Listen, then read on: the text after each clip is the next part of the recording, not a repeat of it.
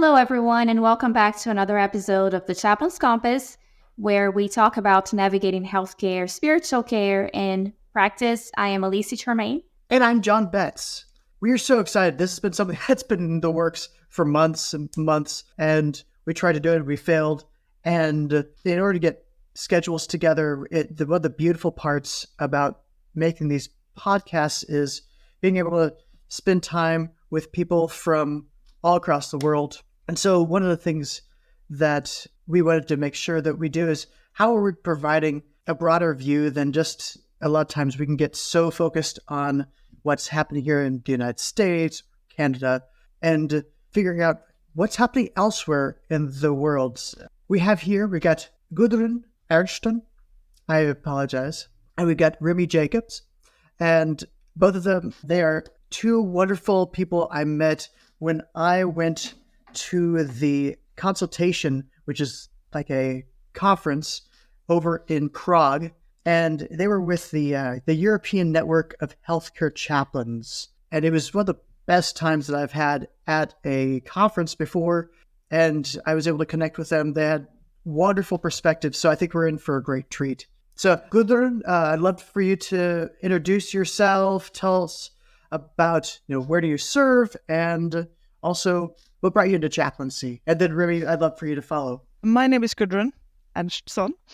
Gudrun will do. I'm a healthcare chaplain in Gothenburg, the second largest city in Sweden, on a great big hospital, or actually two, one ordinary sort of hospital and one children's hospital.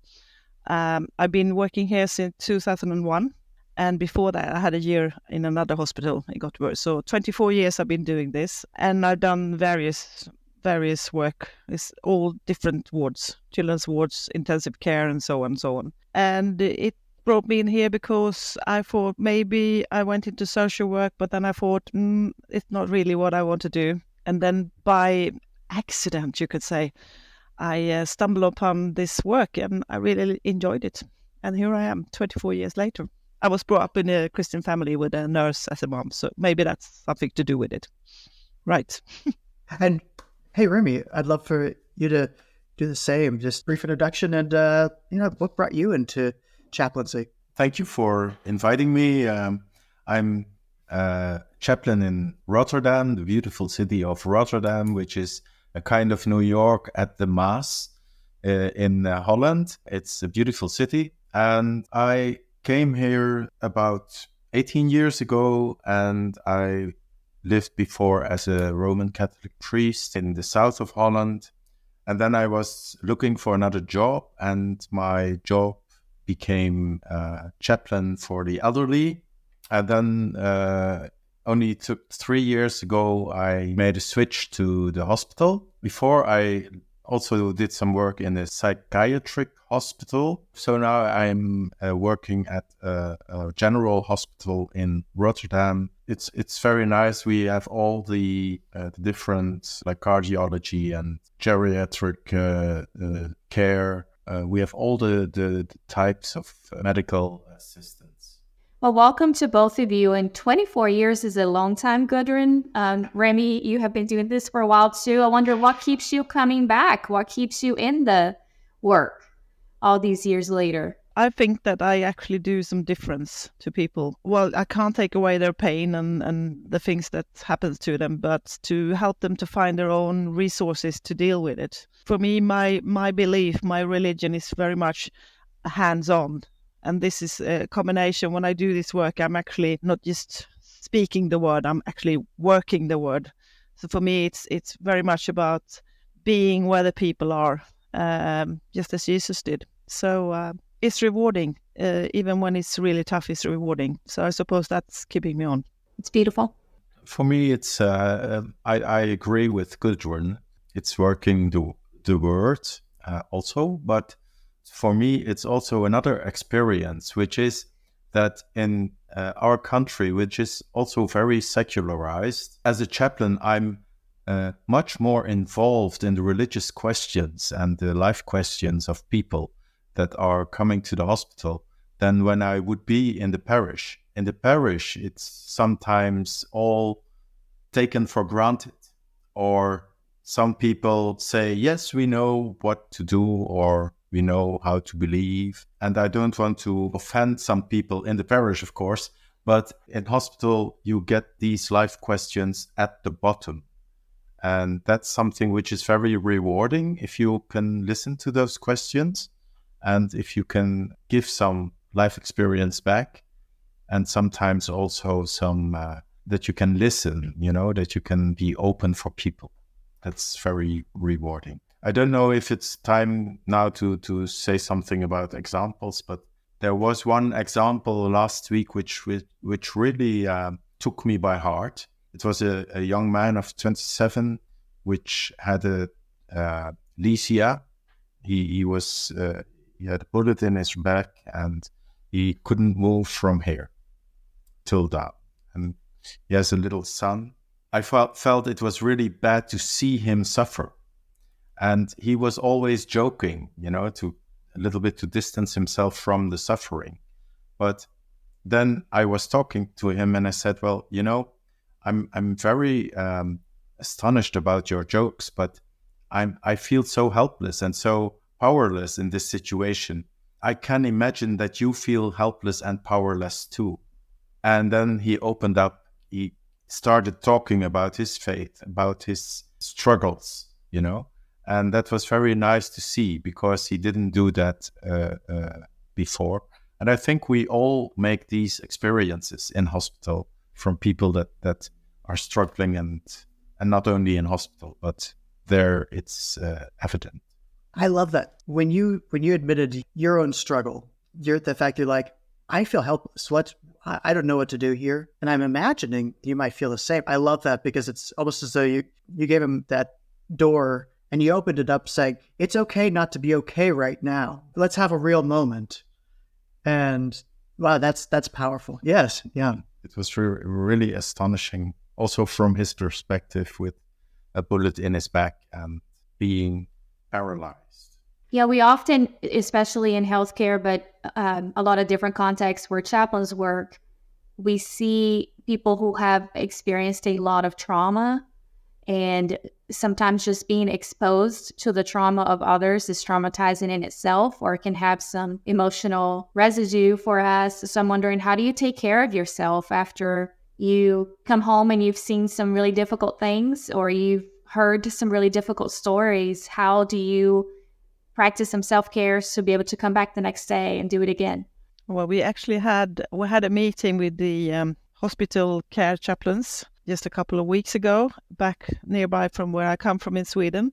And the theme for this was how to, exactly what you said, Alice, what the story does to us. How do we look after each other or ourselves? And I remember when I'm a qualified social worker. When I qualified as a social worker, there was a story about when you work with children in dysfunctional families, small children that maybe not have words about what they are experiencing. And I've carried that picture, so to say, through all my working life, and I think it's very useful. It's like they took balloons and they said to the children, it's like your inner is like a balloon, and when you fill it up with feelings, you blew up the balloon. And a balloon is a nice thing when it's small, but if you fill it up, and eventually it grows bigger and bigger, and it's bang, usually in when you're not prepared and so on. So what they taught the children is you have to make sure to let out air, to hold your balloon nicely, to hold your feeling nicely, not to have them so much that you're all ready to explode. So I bring that with me for myself and for people that I meet. Where are your moments when you pull out air to keep your balloon really nicely? And for me, it's like you said, talking to colleagues, I can't share all of it, but they're in the same work, so they know something if I've been to the emergency unit or whatever. And then, of course, we got professional, we go and speak to somebody who helps us to see the perspective of what we're doing. But then it's just going to the cabin in the wood, to go home to my cats, spend times with my friends, all the things that I think life is about, to carry on with all the difficult things that we see. But colleagues are really good. yeah, and meeting people like you in Prague. Yeah. Oh, that was fantastic. What were some of the things you learned when we were at the European Network for Healthcare Chaplains consultation? Because I learned so much, but I was like this 3 Americans who came as a guest, and I'm just sitting here going, I'm here just to soak in all this. This is great. But yeah, what did you learn from it? Well, for me, it was one of my objectives was to meet Thomas Halleck, to see him talk and to listen to his words. And because the secular times are very difficult sometimes, and for me, it was very good to see that many of the chaplains that were attending the conference were very religious. There were, of course, some humanists, which was very nice that they were there. My colleague also is a humanist. It was for me very comforting to see how many of the chaplains are really religious in their own hearts, because that's something which we often seem to lose in Europe.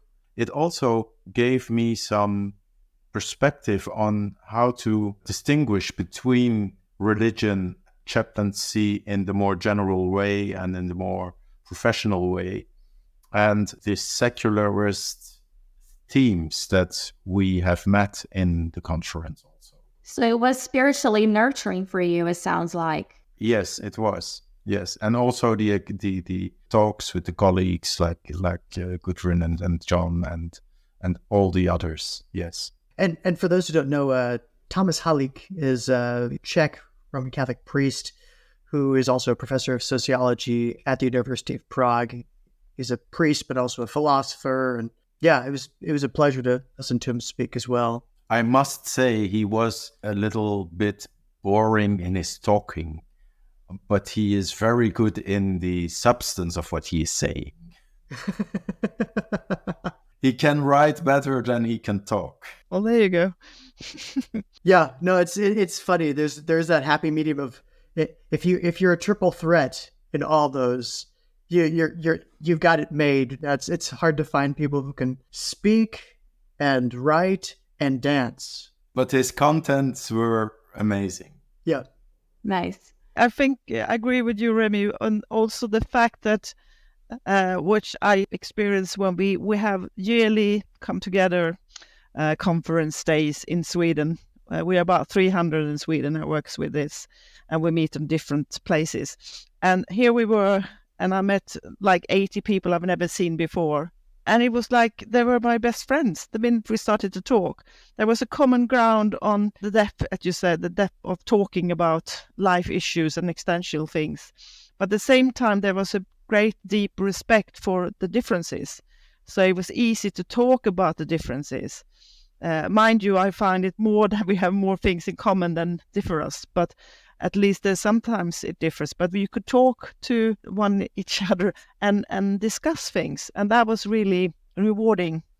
It was no one who said, "Oh, I'm not going to listen to you because you're talking like this," Everyone was very interested and very respectful to each other. So it was really good. One of the big takeaways that I found from it was just to echo what you said, Gudrun, it was just a sweet tone.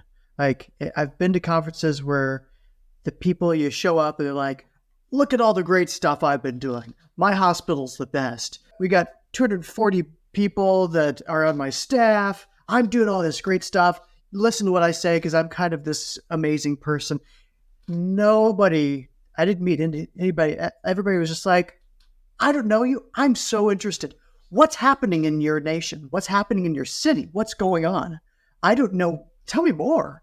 And there's this eagerness, this hunger to learn from each other, and just this collegiality, the mutual collegiality that everybody cared about learning from each other. It also helped that we got to have our final dinner was that the Archbishop's Alice, yes.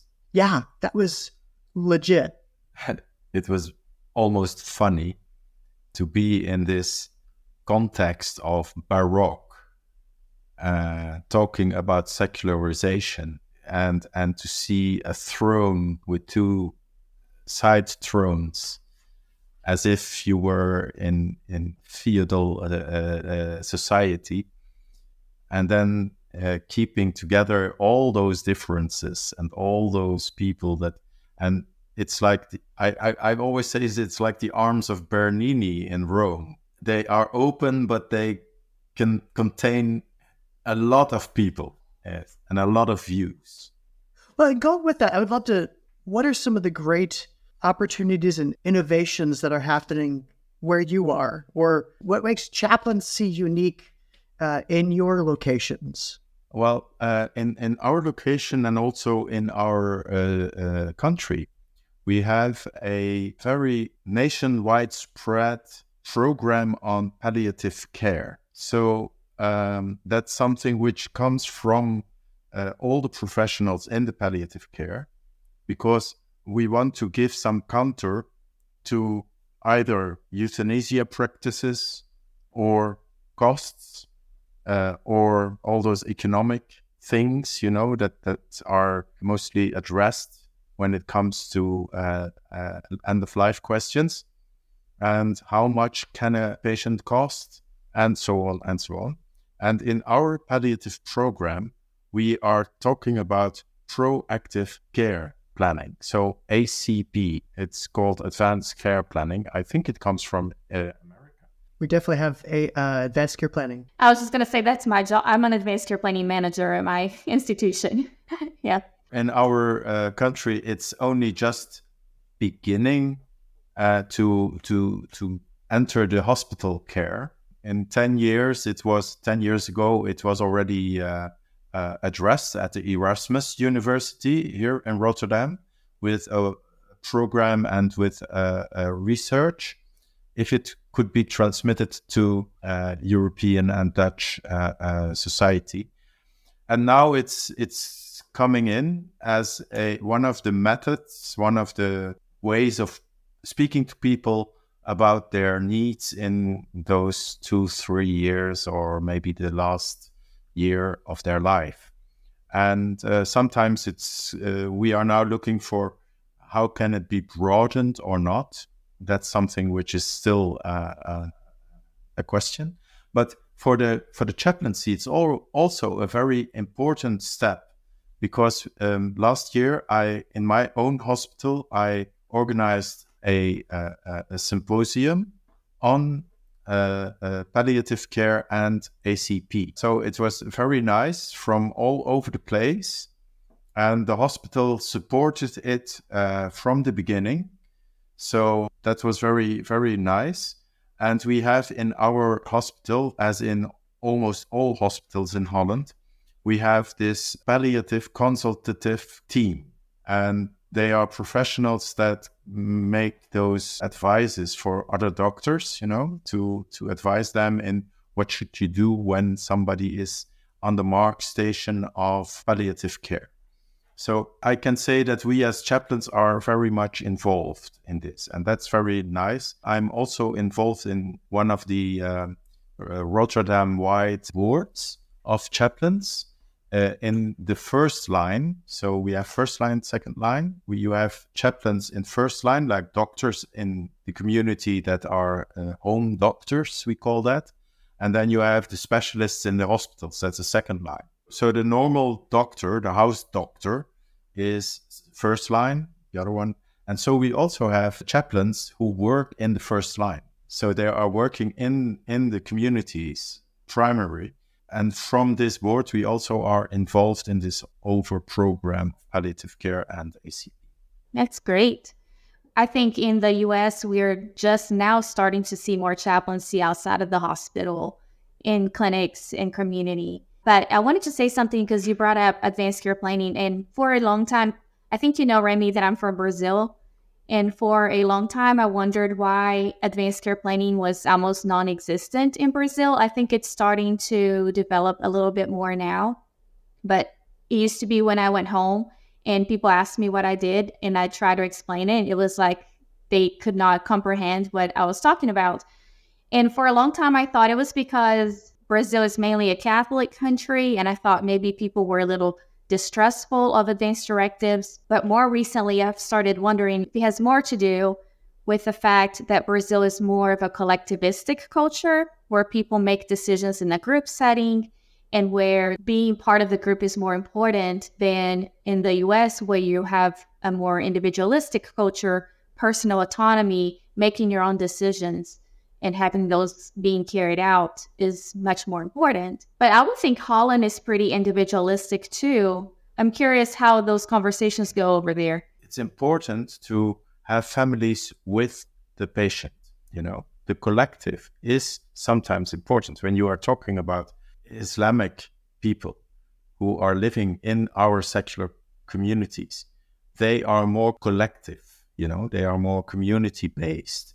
So they say, my family says this and my religion says this. So, and also for some Catholics, it's that way. The culture in itself is, of course, individualistic here in Holland. But when it comes to death, it's not that individualistic at all. Because when it comes to knowing when you are going to die, you always have your own communities around you, either your family or your community in which you live. And there are some people that want to have this really autonomic decision making, you know. But in our hospital, for example, we always speak about deciding together, making decisions together, not on your own. Because even if you are going to decide for euthanasia, it's always something which happens in relation to another person. You cannot decide it only for yourself, because the doctor who has to do it is also a human being. He or she is also having emotions, having a relationship with you as a patient. I think the individualistic character of our culture is much more collective than we think. Yeah, interesting. We've got many things to learn from you when I listen to you, Remy, because we are probably a couple of steps further behind in Norden. Well, it comes to I can't even say the word now, when you want to choose your own finish, your own death. We need to prepare ourselves for that because we are not really in the midst of it. There we go again. I get curious to hear more. But, you know, it's like this discussion about euthanasia is, of course, also a moral discussion. Gudrun, what have you been seeing in Sweden? One thing that was different from Prague is that in Sweden, we're not very much into the research. So that's something that I need. Me and my colleagues see that we can take advantage of our European colleagues who's much into research, and try to boost up Swedish people to do that and take research from European countries and learn from that. So that's a big thing. In our hospital here in Östra sjukhuset, the East Hospital and the Children's Hospital, one of the big things is that we are developed a material to talk about existential questions with staff. So we're much into staff. And when the pandemic came, we had been doing that since 2012 and realized that we had to reverse it a bit. So we got a great, pandemic was not great, but they got a great opportunity to do that because we couldn't have the groups. Some of the old things are still in the material, but then we have this material and we do it every autumn and spring.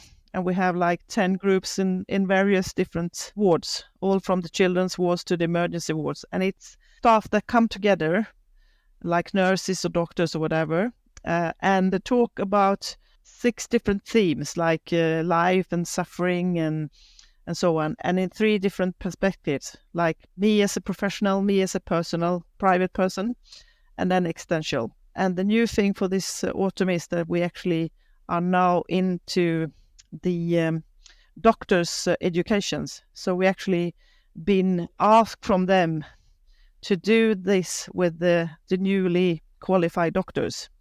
So we sit once a month with 8 of them and discuss how are you going to deal with the death in your ward as a newly qualified doctor and so on. So that's really interesting. And one thing that varies, I think, from most of our colleagues in Europe is that we are not hired from the hospitals. We are employed by our congregations, but we work in the hospital. So for us, it was really nice that the hospital asked us to be part of the doctor's education. So that's It's really, really fun and really inspiring and interesting. And me and a colleague and 2 others from the other hospital are doing this now. And it's going to be an ongoing thing. So a lot of staff work. Well, that was a big surprise for me. When far more common thing that happens in the United States is we're hired by the hospitals can hire and fire us, and it's almost as though the denomination/religion is an afterthought, and they just want to make sure that, are you a real chaplain? And so with us, yeah, it's being able to say, yes, I'm a real boy. So that was very new to me. Remy, is it similar in Rotterdam? Well, I just wanted to add to this that in Holland we have a double liaison, you could say, because most of the chaplains have a mission from their congregation, or if you are a humanist, you have a mission from your humanist board, or if you are not religious bound, you have a council which gives you a mission. So there are like 2 ways. You have the hospital that hires you, and the church or the congregation that gives you a mission. And that's official in Holland. It's also in the legal procedures embedded. You could say that double, because there is a legislation in Sweden for the hospital that says that when you're admitted to hospital, you're supposed to have the possibility to take care of your spiritual needs. So it means not just the Swedish state church, is also Islamic and Buddhist, whatever. You're supposed to be able to have that in hospital. So there is a law, so to say, that the hospital should provide this. And then, of course, the churches says, well, we want to put effort and money into this. So I'm hired by my congregation, and we're a big team consisting of 4 congregation and the hospital team here.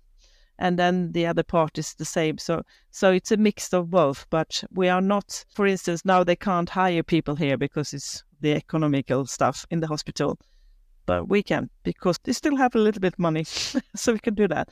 But because if we're a hospital, they wouldn't have allowed us, because it's really bad economy at the moment. Well, going with that, what are some of the challenges and opportunities for chaplains where you live, or chaplaincy? One of the things is that you, for instance, now I have my kyrkoherde, which is I have a boss here at the hospital, who is my boss, but then I have the boss in this congregation team, and he's really into this work, hospital chaplains work, but he's going to be retired in April, and we don't know who's coming then. So it's much to do with, we need a person on this the boss position, somebody who wants to put effort and see the importance of this work. So that's one challenge. And also the co-work between the congregation and the hospital, because sometimes you actually find yourself in a sort of what you said, John, that, oh, we're doing a really good job here, we're the best. And it's like it gets into a silly competition, instead of saying we are doing this, you are doing this, and we are going good together. So that's a challenge as well, to work together, both in a congregation and as a team in the hospital. And then, of course, money is always a challenge. How's the dynamic between the clergy in the hospital and the clergy in the parish setting? Because sometimes in the States, there could be like a dynamic where one either looks down on the other or the other, or vice versa. Yes. Well, in Holland, it it depends on the persons that you meet. You know, it's as of course.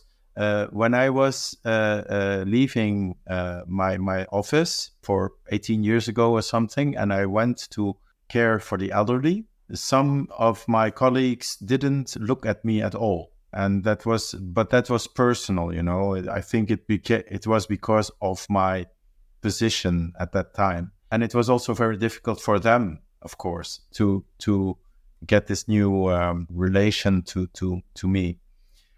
But On the other hand, it was also nice to see that there were colleagues that were really endorsing me. But that was my personal thing.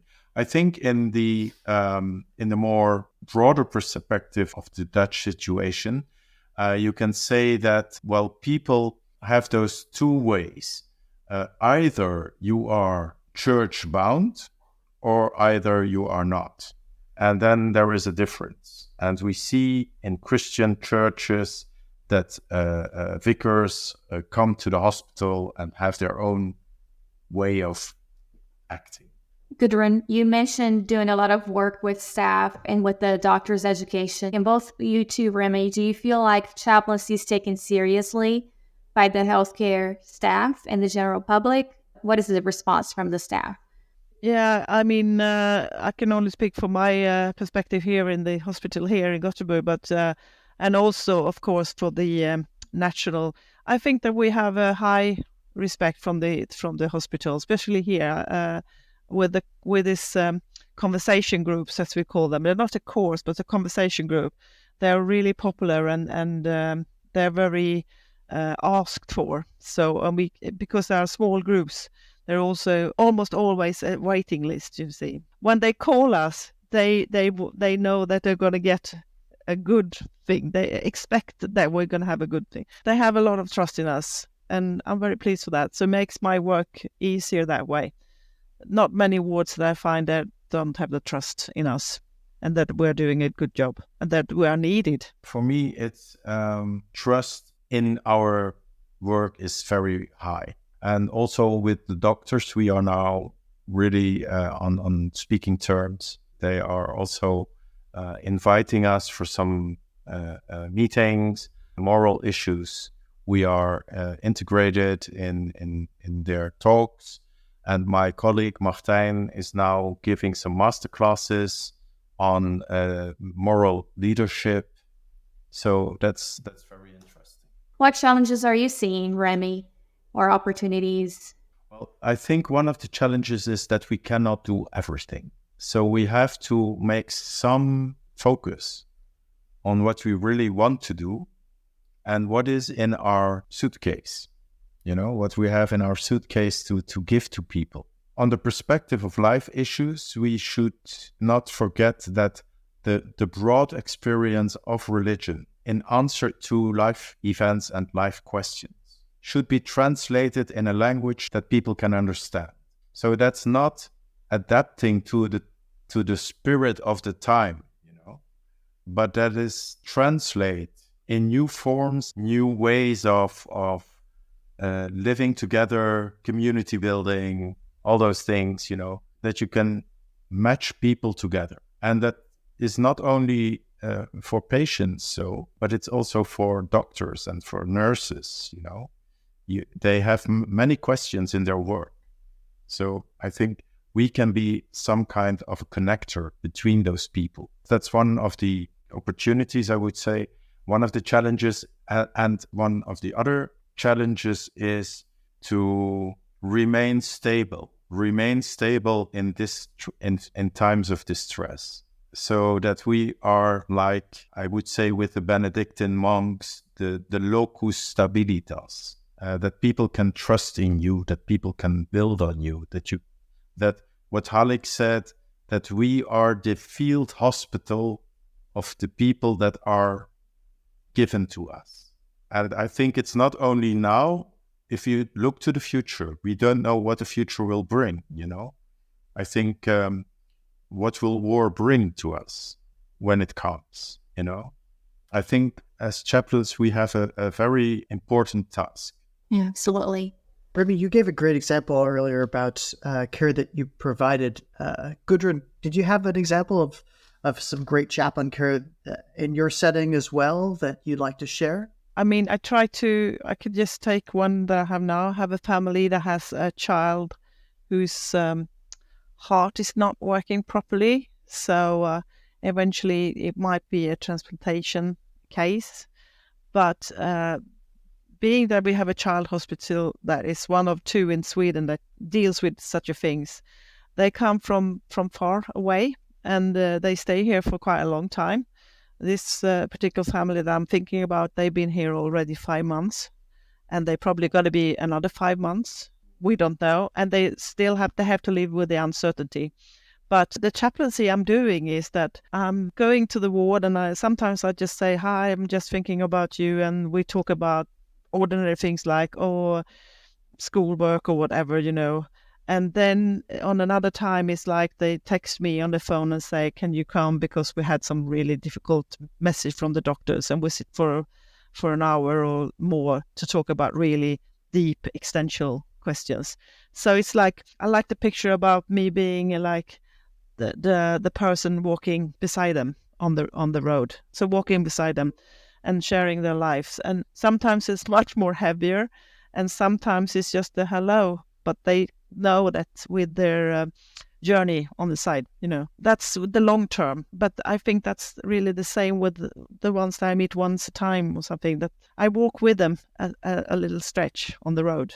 I agree with what Remy said, and we have to, again, as you said, Alice, we have to make sure, what do we do to keep ourselves stable? Yes, both with the religion, but also other things that boost us up to be stable, because we're out there in the stormy sea many times, and we need to be stable. Well, since you said that, one of the things that we like to ask everyone is, what's giving you life these days? So I'm wondering, what's letting you let some air out and letting some good in right now? Going to musical with my daughter, spending time with my friends. And very important for me is to spending time in the nature, because just being there, because there's so many relations, so many meetings, so much talking on.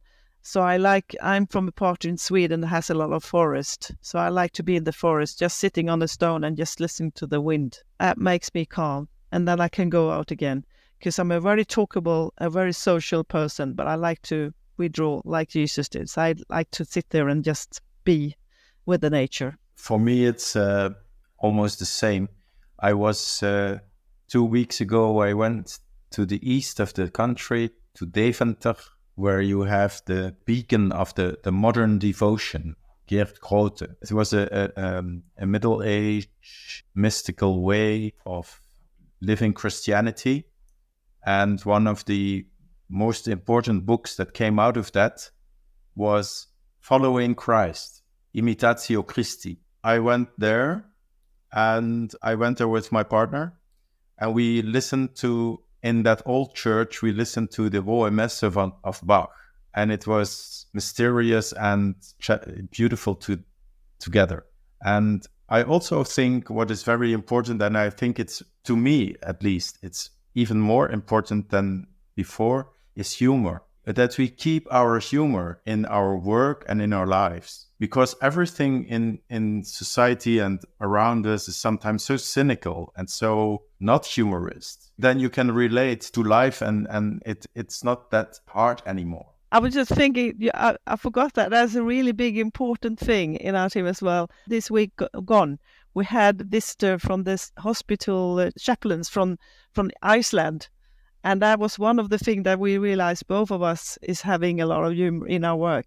Exactly, you're describing it very well, Remy. And to me also, I like to sing myself. So singing is in a choir is also very beautiful and relaxing. But you sometimes have also, at least I have to focus, because if I am a little bit manic, I think I can do everything. Yeah. Can relate. There's so many nice things there. You have to pick ones as well. You have to narrow, as you said. Yeah. That's funny. The rector for the parish I attend, she asked our congregation, who here thinks that they are God? And I looked at the person next to me. I go, sometimes I delude myself into thinking that I am like God, that I can control everything, but no.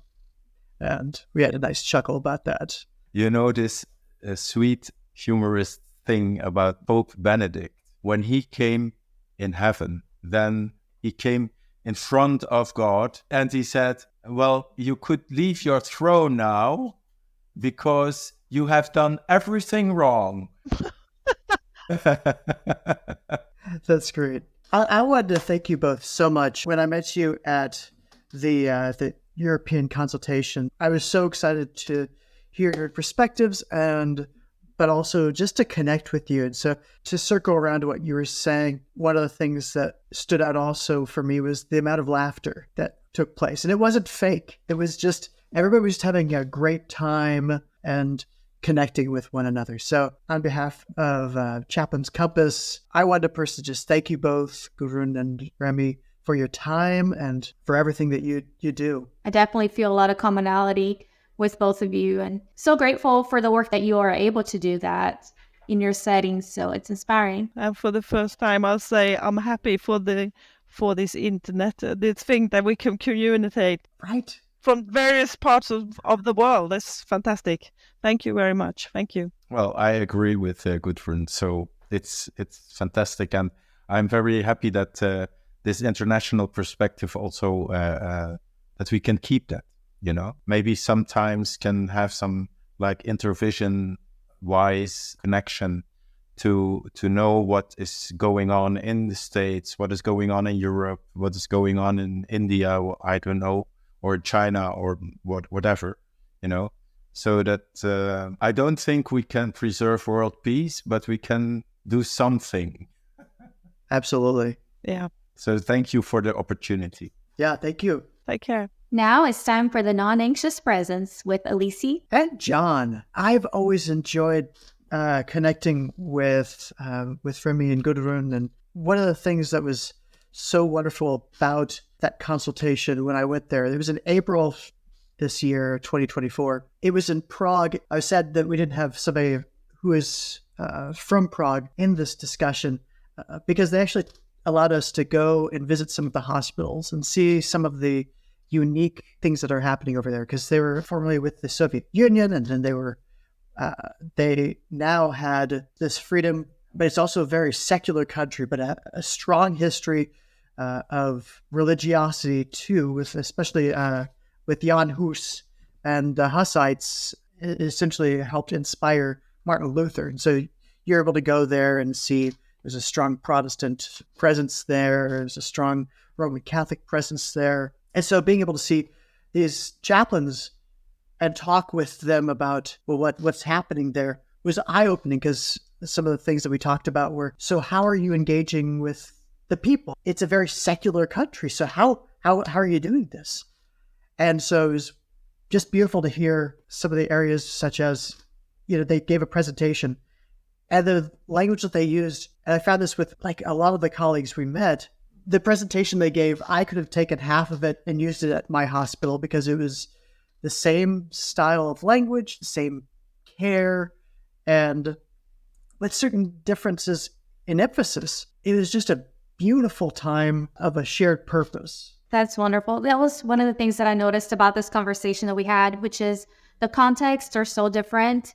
The hiring structures, the population that they serve can be very different from our context. And yet when they describe chaplaincy, it's so alike to how I describe it, or to how I feel U.S. chaplains would describe it, which is all the listening, the accompanying, the walking with, the being a presence in times of distress. So I think a shared purpose, the way you described it, I think that's a good way to say it.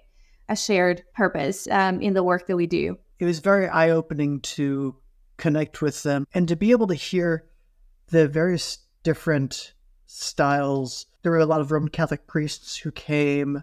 And once again, it wasn't this idea of competing. There was none of this ego wars and getting offended for the sake of getting offended. It was, everybody seemed to be on the same side in terms of, well, we're just here to connect with each other. One limitation that I did find was that I was surprised. Well, a few limitations was when I went there, they were just all Christians and some humanists. They came from Roman Catholic, Protestant, the Free Church, those traditions. And then we had a lot of the humanist chaplains. And that was very interesting. Coming as a cishet white guy, we were all white people. There were no persons of color who were there. So that was also very eye-opening, because I come from a department where beautiful diversity is as well. So it was surprising for me to go there and go, oh, wow, this is unique. Yeah, different kind of diversity, but missing inclusion of some groups. Yes. Tons of lingual diversity and national diversity. So, well, you definitely make me want to try it out sometime. I want to go to Prague and get to know them in person. So what a great opportunity that you had. I'm glad you got to do that. In 2026, they're actually going to have it in Madrid. So mark your calendars, everybody. Absolutely. And it's a great opportunity to, as an American, I was happy to just go and to watch and listen to some wonderful presentations. And so, yeah, it was a beautiful time. So going back to the conversation we just had, another thing that I wanted to point out was I liked the visual that Gudrun gave about the balloon that she uses with children. But I think it's a nice visual to have. And as she was talking, I was like, what is the equivalent to this that we say? And finally came to me, which is letting off steam. She talked about letting some air out every now and then. I don't know. It's just, I like the way she described it. I may have to keep that in mind. Anything else that stood out for you in that conversation? I love when Remy talked about the quote from the Czech professor, about how chaplaincy is a lot like a field hospital. This is what we're doing. We are going out into the field and meeting with people in the midst of their struggles, in the midst of to use combat language, which I want to use with limiting, in the midst of battles, the battles of life. So I thought that was a beautiful metaphor. I agree. One of the pieces that we sang at the European Network for Healthcare Chaplaincy consultation was a song that was written by another Gudrun Ernstson. She is the head of NHCC, and she wrote this beautiful hymn that we all would sing at the very beginning. So I thought the first lyric would just be a great way to finish this out. Are you going to sing it or speak it? I'm definitely going to speak it. Well, I mean, I had not practiced it, so let's see. Okay. With our hearts in our hands, we give and receive. With our hearts in our hands, we doubt and believe. With our hearts in our hands, to God we belong, so fragile but strong. You and me, let us see the presence of love, the essence of God. You and me, let us see how the presence of love sets us free.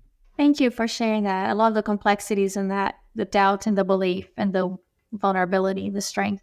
Thank you. 2026, Madrid. Let's go. All right. Bye, everybody. Thank you all. Blessings.